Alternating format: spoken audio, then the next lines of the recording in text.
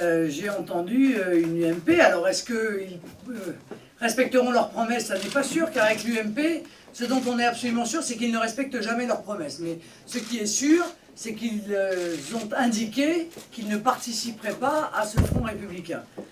Notez que pour participer à un front républicain, il faut être républicain. Ce qui n'est ni le cas, en l'occurrence, de l'UMP, ni du Parti socialiste. Moi j'attends avec impatience de voir ce qui va se dérouler, mais je vois mal et l'UMP et le Parti socialiste se priver de toute représentation dans les conseils municipaux demain, au motif de faire élire l'un ou l'autre.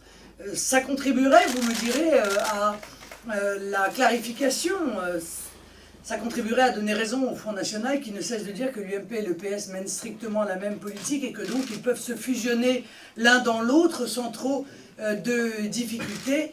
Mais le fossé qui existe entre les dirigeants de ces mouvements politiques et la base qui constitue ces mouvements est trop importante à mon avis pour pouvoir tirer une règle générale telle qu'elle a été exprimée par M.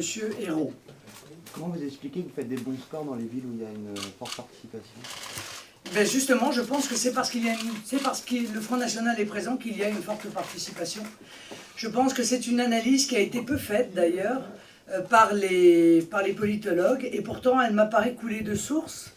Lorsqu'il n'y a pas de candidat Front National dans une ville, eh bien il y a évidemment des centaines de milliers d'électeurs qui ne vont pas voter car ils ne veulent plus, ils rejettent le choix entre l'UMP et le PS.